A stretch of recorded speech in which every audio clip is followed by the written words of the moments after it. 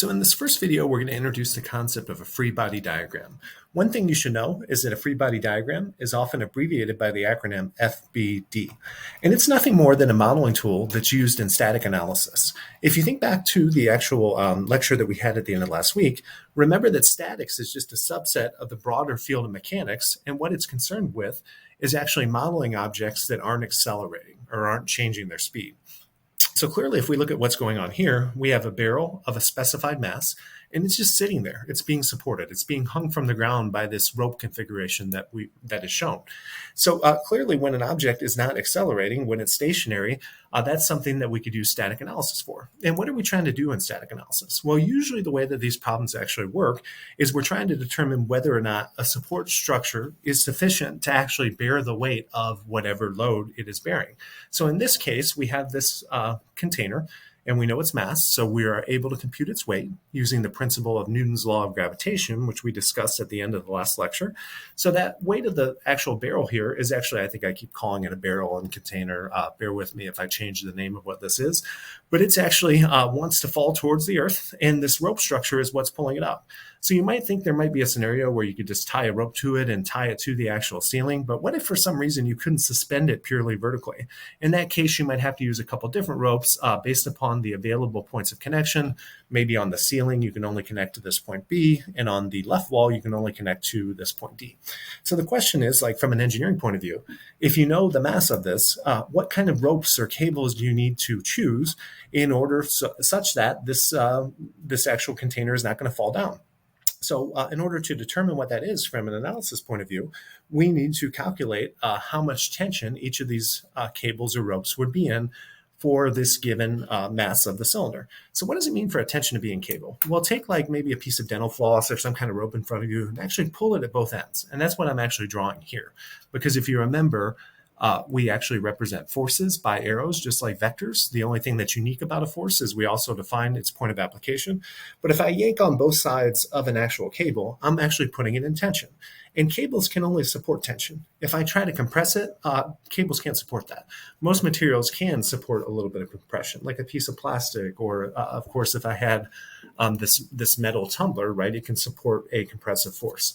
But cables themselves, they can only support tension. That's what they're used to, is to bear that load. So I'm going to just kind of show you the way that this starts out, and we'll talk about why it's actually a valuable approach.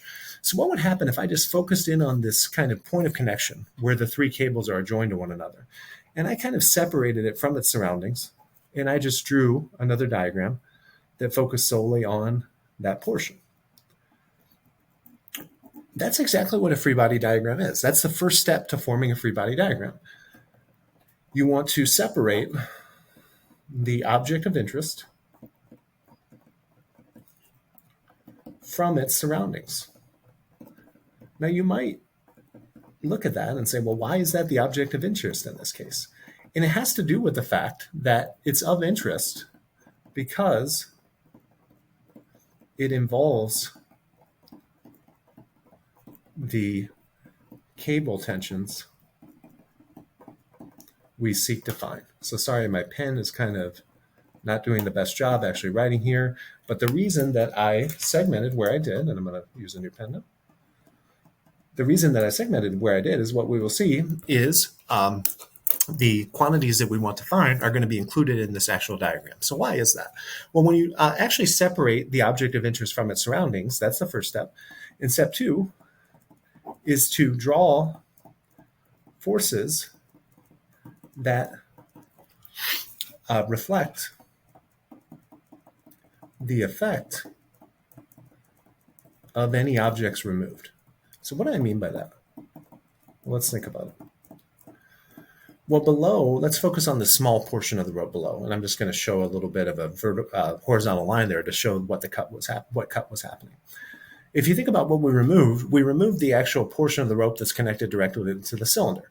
And that cylinder itself, it has a weight to it. It's actually pulling down towards the ground by Newton's law of gravity. And remember that near the certain surface of the Earth, we can approximate that weight as being proportional to the actual mass of the object. So this G is the acceleration due to gravity that we discussed last time.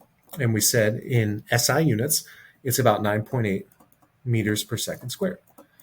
So if I actually remove this point of connection here and I just have the small segment of the rope, what the effect of everything I removed is a weight actually pulling it down corresponding to the weight of the actual container or cylinder. So this is a quantity that we know, and it's the effect of everything that we've cut off. So think about what's going on with the portion of the rope up here, and it's actually pinned or connected to point B. What is the effect of everything we removed here? Well, this portion of the rope and the point of connection serves to actually pull that rope and the point of connection that it's connected to up in this direction. And we don't know what that magnitude of force actually is, but we know that it's directed at a 30-degree angle.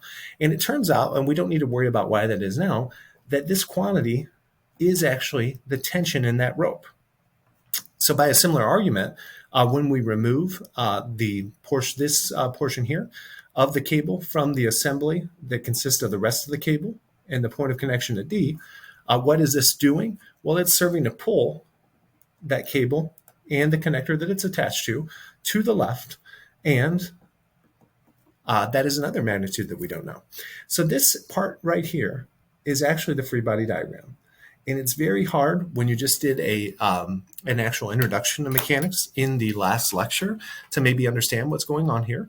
But you should know that a free body diagram does nothing more than separate an object of interest from its surroundings and then replace the effect of anything that was removed on the exterior by an equivalent force that describes what it was doing. So when we remove the actual container, since the container was pulling this point of connection down, we'll draw a force corresponding to the weight to show, hey, what we removed was pulling it down by this much.